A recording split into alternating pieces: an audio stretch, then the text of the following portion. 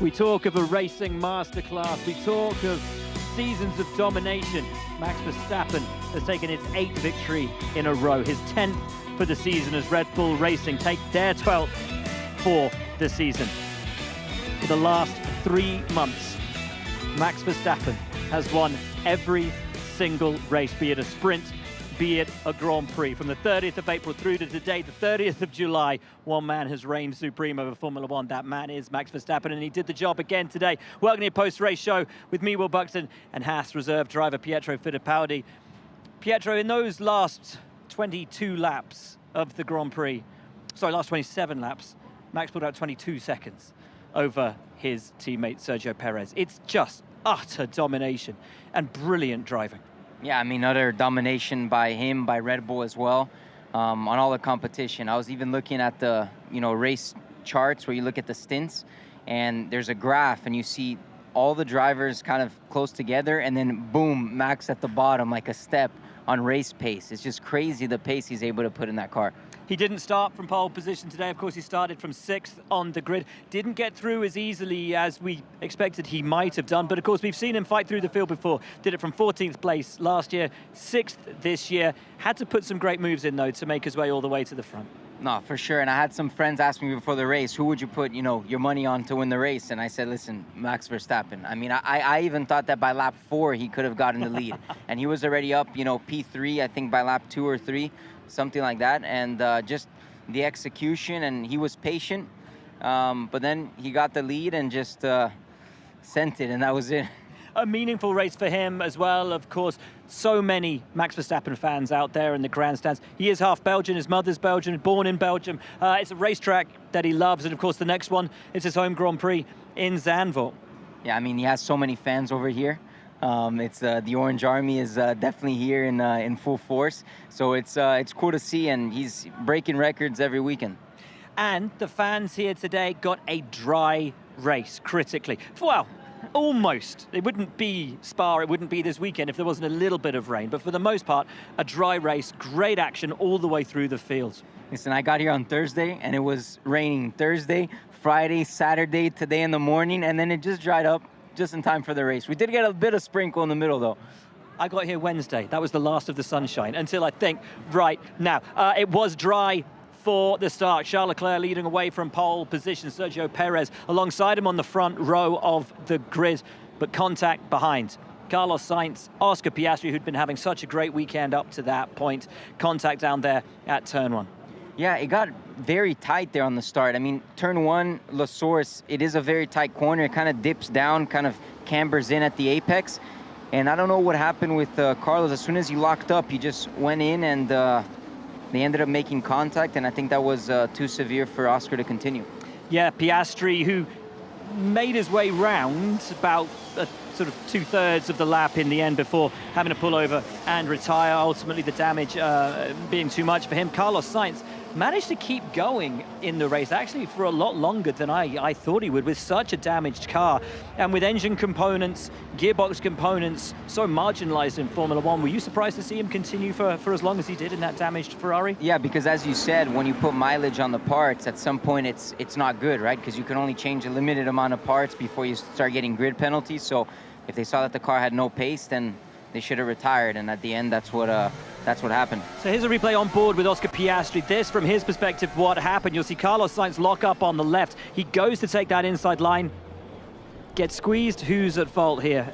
Oh, I mean, listen, I think 6 of one, half a dozen of the other. It was, but it was Sainz squeezed him a little bit too much there, in my opinion, because he locked up and he just turned in, and Oscar was already there. But at the end, it's a race start, and it's hard to see even with the mirrors nowadays in Formula One. The cars are so wide as well. It's hard to judge the width of the cars. But at the end, he gave him just enough room to get by the corner, but it caused damage for both of them. And of course, Hamilton on the left-hand side of Sainz was giving him a little bit of room as well. It's always tight through there, and once you commit, you can't back out of that. I didn't consider as well Hamilton on the outside, so maybe it was just there was no room. But that crash, that contact could have been a lot worse. If they would have just squeezed Oscar even more to the barrier, could you imagine? That would have been a shunt on the barrier and then wiped everybody out on the outside. Out. And that is the problem down there at La Source. As you said, Carlos dropping back, Oscar out. in the immediacy of that moment, but what we got in the opening stint of the race was a thrilling contest with two drivers in particular firing their way through the field. The first one, Alex Albon. The second, Yuki Tsunoda, absolutely mesmerizing in the opening segment of the race. Yeah, I mean, they were super fast, super competitive. It's Have Yuki over here. Good race, man. Great drive, Yuki. We were just talking about the opening part of the race when you were making up so many positions. How enjoyable was the start of the Grand Prix today? Yeah, no, it's I don't know. There was only red and blue car probably, and bit of one green car, which is normally I don't see much, you know, like which is I knew that it's gonna be P7, P8, and from P11, which is really nice. Probably last couple of races able to gain in first lap, and able to maximize that kind of skills in the first lap. So yeah, I enjoyed definitely first lap. I think we enjoyed watching you race in the opening part of the Grand Prix. When you found yourself up there, well inside the top 10, fighting over P7, P6, did you believe that you could finish in that position, or was it always going to be tough today with the car, with the conditions, not knowing how the tires would work out? Actually, the team did a fantastic job today. I think still car was flying. We were aiming for dry condition. We knew Sunday is gonna be, there's a lot of chance that it's gonna be dry condition. So we sacrificed a bit of a rain condition performance to aim for this on Sunday.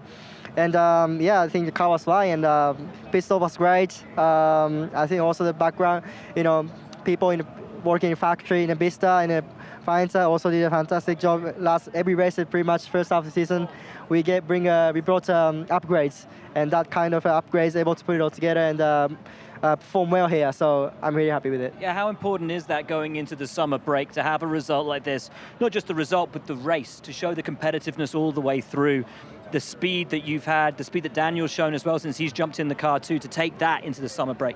Yeah, definitely. So, Daniel adapted really good, and definitely Daniel giving positive energy and positive experience, knowledge to the team, and lots of things I can learn from him. And already last two races, like amount of learning I'm had already with him is incredible, and it's just different. It's different approach how he behaves in the team, and just it's opposite, and lots of things I can learn. And yeah, he's fast, so it's not an easy, obviously, driver to beat, but at the same time we're working really well together. So yeah, ready for the second half of the season. You put in a lot of overtaking moves today. One of them on your old teammate Pierre Gasly. Was that fun? Yeah, I mean, probably, you know, a couple of yes. I'm happy. I was thinking either wave him to not wave to him or not, because most of the time he overtake me. So you know, like finally able to overtake him in a race. Especially probably this year, he overtake every races most of the time. So that was a little bit frustrating with him. But yeah, I was feeling still enjoyable. You know, I feel a bit of flashback from the last 2 years that he was teammate, and you know, he gave me a lot of knowledge to myself, and positive knowledge, positive experience to me. So without him, obviously, I didn't have this performance right now. So yeah, I enjoyed it definitely. You got one back on him today. Congratulations! It was so enjoyable watching you race today, man. It was fantastic. Really enjoyable. Enjoy the break, man. Thank you. We'll see you in Zandvoort. See you in Zandvoort. Take care, man. Thanks, man. Great stuff. Thank you for coming on the show, Yuki Tsunoda. He talked about fighting against Pierre Gasly, someone he learned so much from. Pierre Gasly himself had quite the race today as well, making up a number of positions, fighting his way through. He was third yesterday in the sprint, couldn't quite repeat that today. It's a P11 finish for Pierre Gasly, who was speaking over in the pen just a few moments ago. Hey Pierre, for a lot of that phase of that race, I thought you were going to fight into the points, and the points were on the cars, and just missed out today. But you gave it a good shot, run soft long. How do you feel? Yeah, I felt it was a very eventful race. Started with a very good start, managed to pass two cars into turn one, and then after that I was just on that inside line where Oscar was pretty slow after the incident he had, and I was just stuck, and I had to downshift in the straight, and I just saw like 10 cars passing by, and it was quite painful to watch. But as soon as I had a gap, I got out there, and I think I was P17 by that time. And then with the risk of rain, yeah, we just try to gamble and try to stay out on these soft tires forever. I think like 25 laps or so. And yeah, unfortunately it didn't rain as hard as we hoped for. So we converted into one stop, and yeah, it was fortunately didn't pay off. Had a slow stop and got out behind Alex, and it was painful few laps behind him because there's such rocket ship in the straight. It was just impossible, and I had to come up with a different plan to get around him, and then yeah, tried everything, but unfortunately missed out on the points. Well, the plan worked, and there were some pretty cool overtakes in that race as well. Everybody keep talking about it, so I need to watch it from the outside. From the inside, I was fuming because I could see like how much lap time I was losing lap after lap, and I don't know why today, if we had a problem or not on the engine, but we've been quite strong the whole weekend in the straight, and today I just couldn't do anything fighting-wise. So it was yeah, a bit unexpected. So yeah, we'll check with the guys, and think they still still put a smile on my face to leave this weekend with a small trophy, and I think there's definitely some positive to build on for the second part of the year. What is the mood heading into the summer break and looking back at the first half of the season? Well, it's a lot of changes right now, so I think everyone needs to sit down and kind of process what's going on. But there've been definitely some positives, and I'm glad we managed to get that top three yesterday. Put some good energy into the team, and everybody is going to go rest, recharge for the second part of the year. Great stuff. Have a good summer. Thank you. Welcome back to the paddock. Great to hear from Pierre Gasly. We are joined by a legend in sporting terms, Ravi Shastri. Thank you so much for coming on the show. A legend of the cricket world. You're here for the Formula One Grand Prix this weekend. How have you found the experience? I think fabulous, absolutely fabulous. And the atmosphere, like we say in cricket, is electrifying. But this is, it's deafening to the ear. When you hear the sound, when you hear the crowd, especially when the drivers pass them, there's a noise. But when their favorites go past, there's even a bigger noise. And just to see the professionalism around the circuit, the attention to detail, the way they look at it, technicalities, the attention to data, it's sophisticated and it seems powerful from the outside. We're just seeing some photographs of you on the grid, taking it all in. You know how it is to operate in the midst of intense sporting pressure. From what you've seen this weekend, how does this compare to cricket and test match, where over 5 days the ebb, the flow of the competitive sporting world? You know what? Respect because we play team sport. This is individual sport. You power in your hands, and you got to make decisions in a split of a second. And you make a mistake there, it could prove costly, not just for yourself but for your life as well. So as opposed to a lot of other sport, this is one sport that gets the physical element into it, much like boxing, because at that pace, you can't make too many, fateful mistakes. Yeah. So I think it's an exhilarating experience for me just to see the focus, the concentration, the clarity of thought that's needed to make those decisions happen in a split of a second.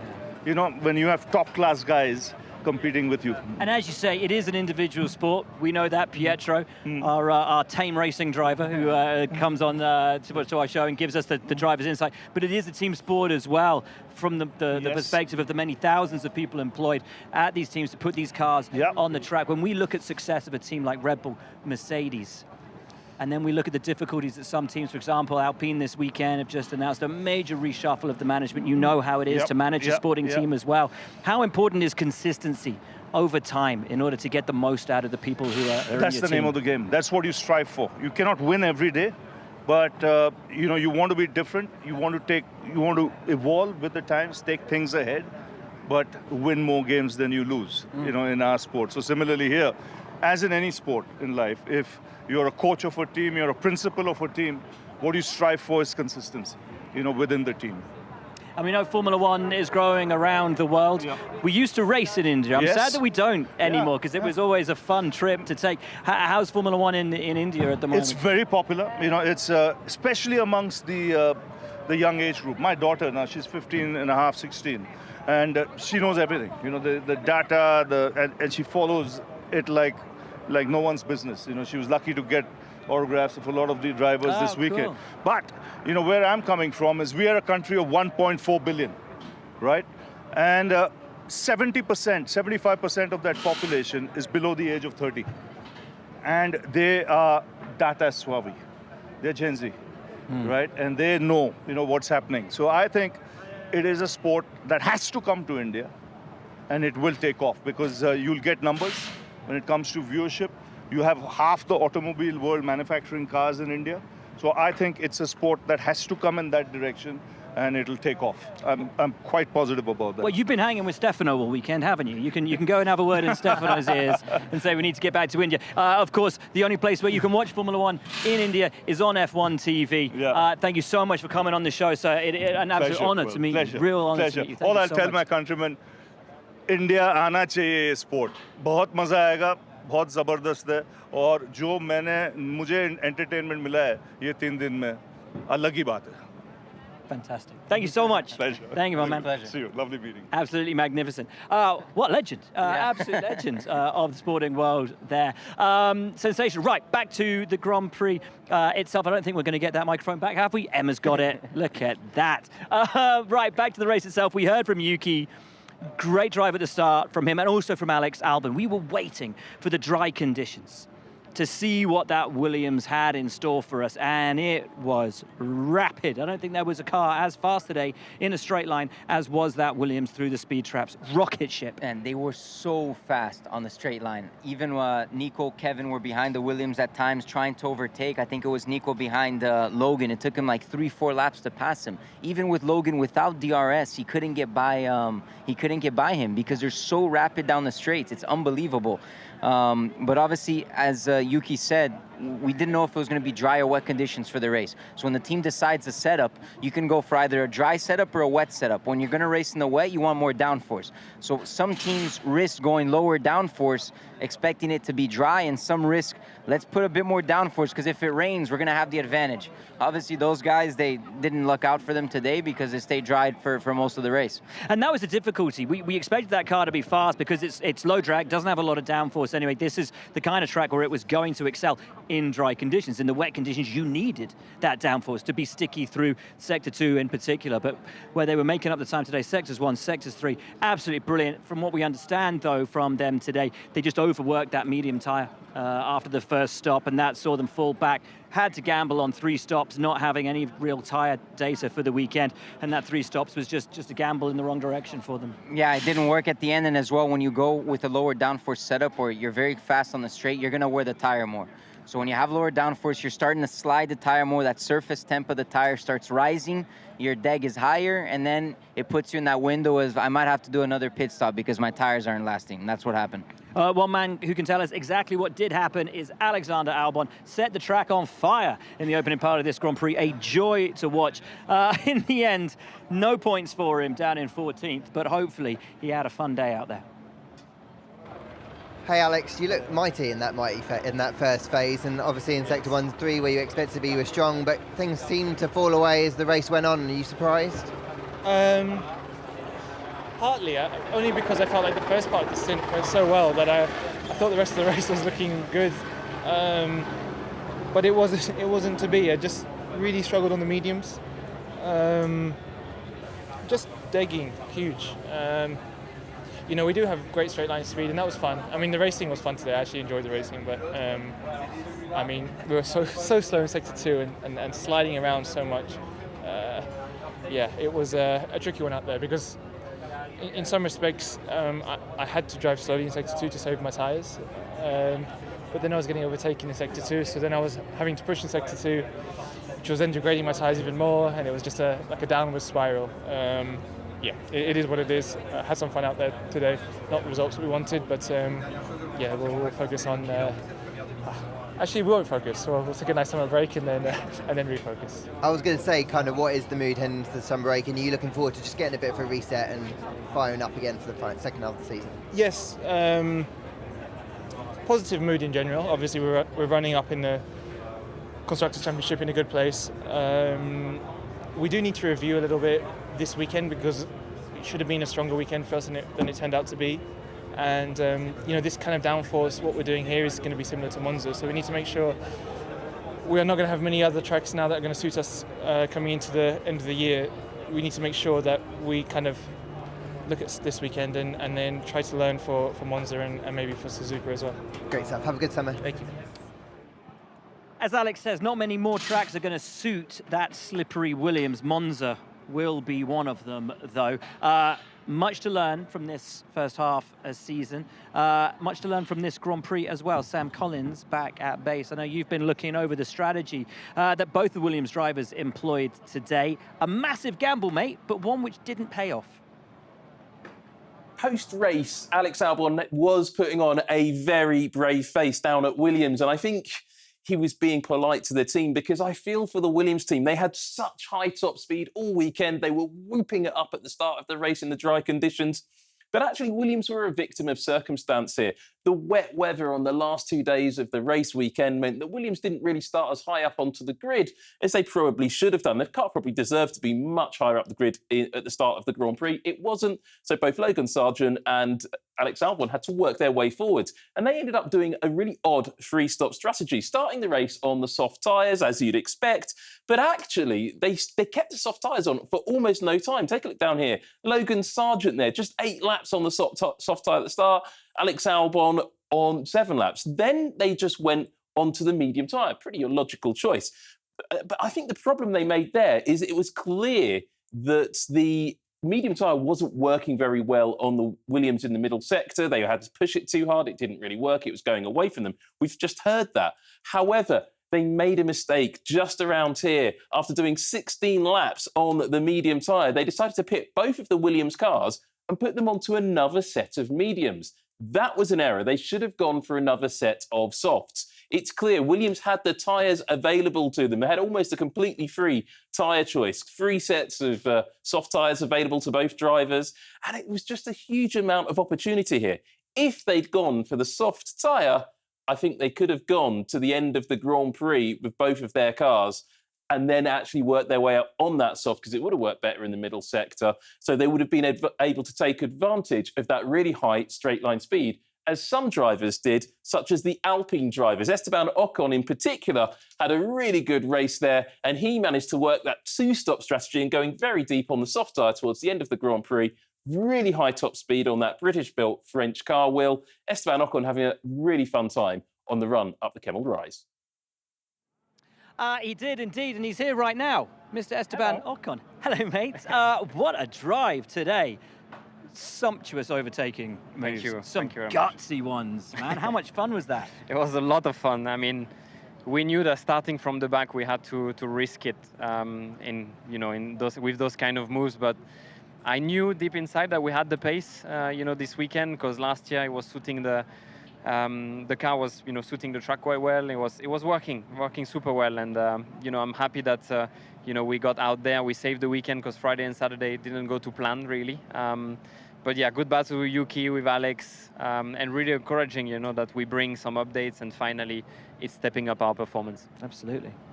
I have a question. Obviously, you made a lot of overtakes in the race. To stick behind the car through a rouge to get the DRS and overtake, is it very hard to go through a rouge when you're right behind the car?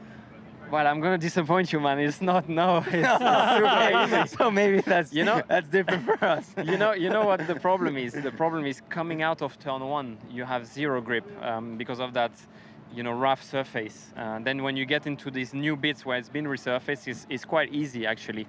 But, the problem today for me was I was try-harding that overtake button, I was pressing it was not working, then my car was clipping, and that's why I had to take so much risk to go, around Alex and around Yuki at times, because, I complained to the team, the button was just not working. Did the car come alive for you today? It did. I was just thinking, what if it was a dry weekend, I think we, obviously starting in the top 10 already would have been a different story. Great, obviously, that we got the result with Pierre yesterday. But I think, dry weekend overall, it would have been some serious point for both of us. And as I said, I just hope that everyone at Virin and Enstone, they just can see that when they bring something, it's a strength of ours. It always delivers the performance, and we just need more of it coming all the time. It's been a strength of the team all the way through last year. We saw that race by race, the upgrades coming, working. We've seen it this year. I know it's been a hard year for you guys in terms of results, but we've seen the upgrades coming.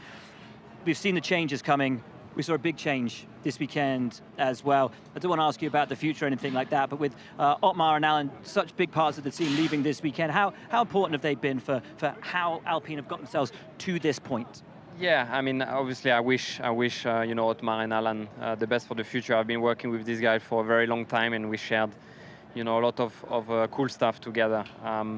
You know, looking at obviously the overall picture of the team, I'm just focusing on myself. That's what I have to do. You know, try and bring that car as high up as it can go, and you know, I just you know, that's what I'm here for, and that's what I'm paid for. How much did you guys need a weekend like this after the last 2 weekends and everything that had gone down? Pierre with the P3 yesterday, you with the battle in drive today, so much fun. As you said, car coming alive, save for a little bit of clip-in when you're running out of battery at the end of the straight. I wasn't running out of battery, I had the coins. Oh, you had the coins? It was just that it was not going in the coins. Oh, so you had the coins, you just couldn't get it in the slot to make the machine work. Yeah, okay, I didn't manage.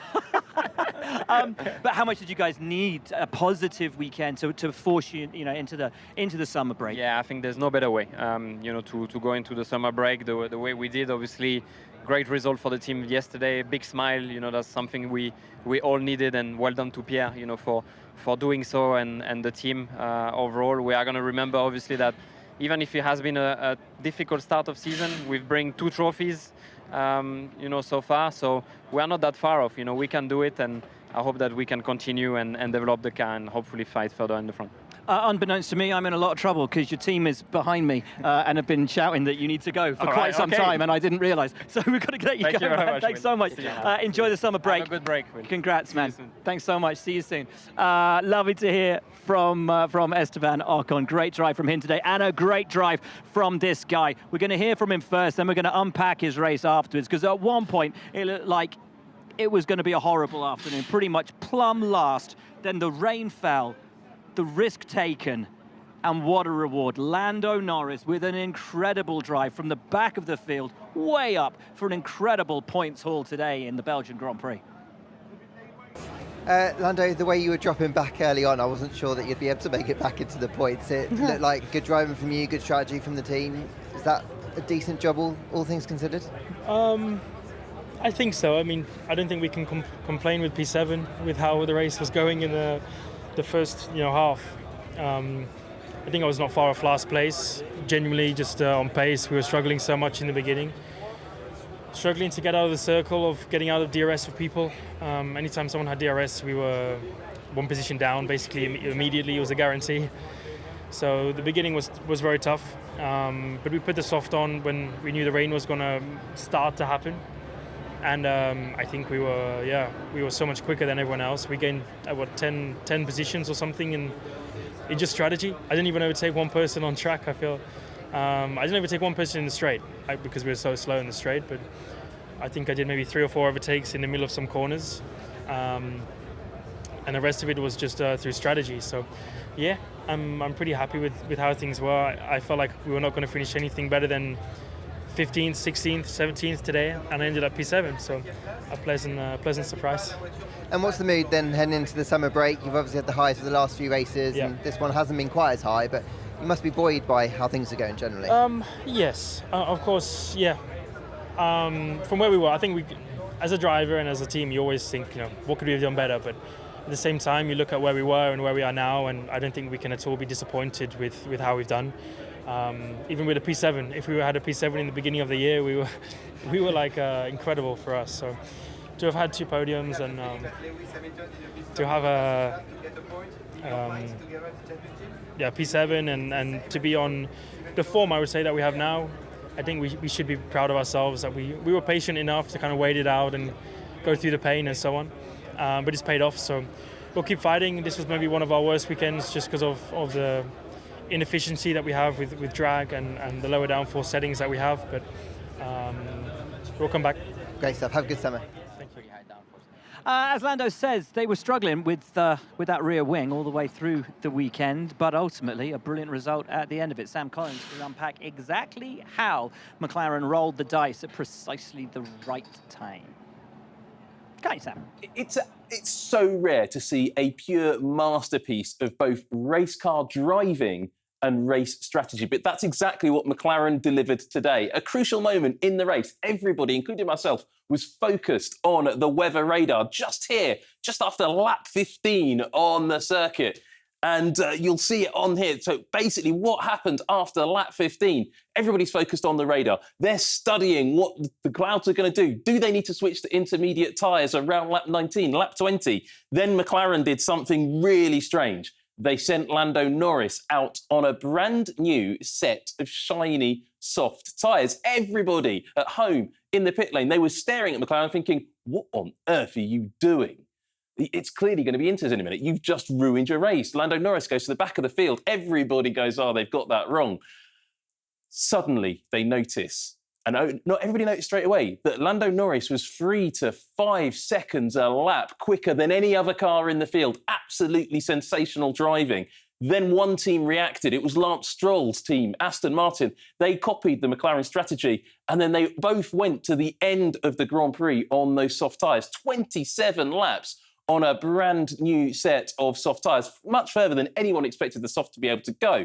And the reason Lando Norris delivered that result was because he drove that car like an absolute metronome. It didn't sound like he understood what he was doing there. I think he probably did, but he was just delivering a 151, a 151, a 152, a 151. He drove that car to a pace and he got the tyres to the end of the Grand Prix and got far more points than a McLaren with no top speed truly deserves to get around the Spa circuit. Will, that was absolutely fantastic driving from Lando Norris and absolutely fantastic work from Randy Singh and the McLaren strategy team back at Woking. Excellent stuff. I love this sort of stuff.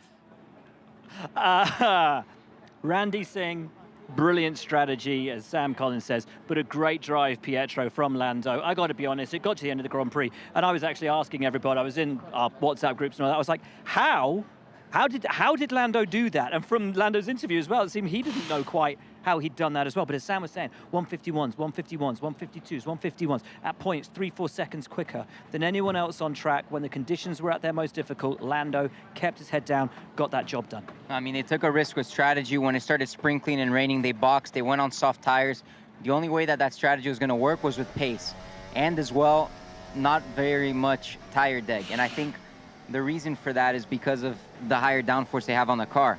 You might lose in top speed, but the deg is going to be a lot lower. As you can see, overtake, that was a beautiful pass over there in turn 8 to keep it on the outside when the track was a bit damp. That's where that big rear wing helps. Yeah, but exactly. When you have higher downforce, the deg is lower. So he was, I think, the car that stayed the longest on the soft tire. He did the longest stint on the soft tire, which usually is the tire that has the highest degradation.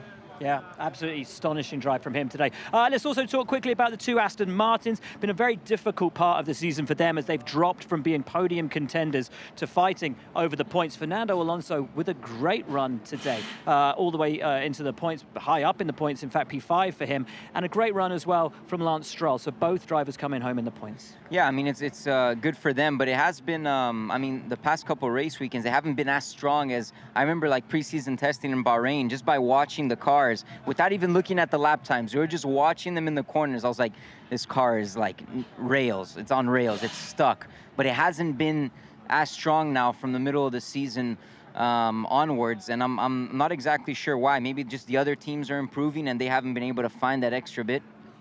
I think Mike Crack was explaining they've kind of taken a wrong turn with the development of the car, because you're absolutely right. The parts of the track where they looked strongest before, they're no longer strong. It's not that they're still strong and everyone's kind of caught them up. They are not strong there. Traction events, remember back to Bahrain, it was all about the traction events, coming out of the slow corners. They were better than the Red Bulls. Car was stuck. That was unbelievable. And now it's fallen off. They've just gone slightly the wrong direction with it, which is, a real shame for them. No, it happens. Sometimes you bring upgrades and they work, you know, miracles like with McLaren, and sometimes you just end up going in the wrong development path. You kind of have to regroup and see where it's going and try to change it around.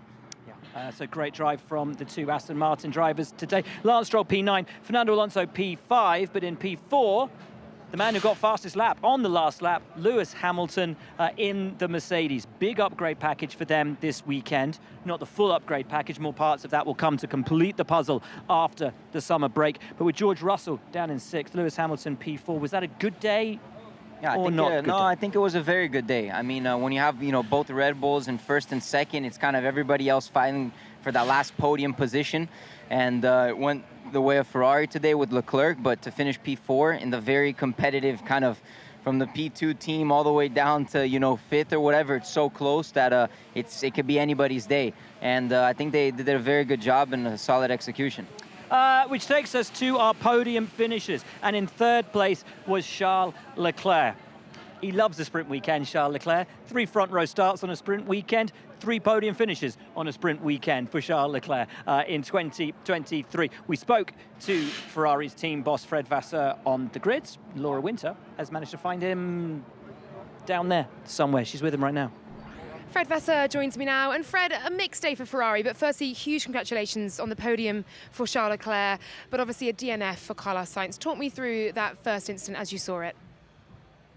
I think it's a racing incident. We know that the hairpin is quite tricky, that there were 2 or 3 side by side, and they had a contact that Piastri came from behind, but we can't blame them, I think, in this kind of situation. We try to keep the car on track, expecting a red flag, but with a shower or something like this, but it didn't come. That at one stage was better to stop. But overall, I think for the weekend it's a good one. For the team, it's a good one because we had a strong pace with slicks, with wet, that on every single condition on one lap on the long stint. And on the Charles side, it went pretty well, starting from pole with a good start, good strategy, good pit stop, good pace. That was a clean weekend. It was a brilliant strategy as well. How challenging was that, given the fact we had such limited data on how these compounds would behave? Yeah, but the strategy is always much easier when the pace is there. You know that when you are struggling with the pace, you will for sure struggle with the strategy. That I think we were a bit faster than Hamilton, and in this situation, it's much easier to manage, and everything went well. As Fred says, the strategy far easier to call when you've got pace in the car. Pietro now has to be pacey, though, as he has an aeroplane to catch. Have to go back home. You got to go, mate. You got to go. It was a pleasure, man. We made you wait until the end of the interview. What were your summer plans, mate? No, I'm gonna go back home, spend some time in North Carolina with my parents. I've been 2 months in a row at a racetrack, every week at a racetrack for 2 months. So gotta get some downtime at home now. Good. Yeah. I'm very glad. Mate, enjoy the break. Thanks for coming on the show. We appreciate it as always, buddy. Thank you. Travel safe. Thanks. We'll see you very soon. Off goes Pietro, which means it's time to hear from our podium finishers. Third place today, Charles Leclerc. Another sprint weekend, another sprint podium. Charles, great to see you on the podium. You got a smile on your face. How did that race go? Well, it feels good to be back on the podium, and obviously, especially for the last race of the first part before the summer break. It's been a positive weekend overall in terms of pace from FP1 to the race, and it was really important for me to finish on a high note. And we did so. So it's good. It wasn't an easy race. The rain was there in the second stint, which didn't make things easy. But all in all, we had the perfect management of the race. What's the mood kind of like inside the team? What's your personal recollection heading into the summer break after a bit of a mixed first half of the season?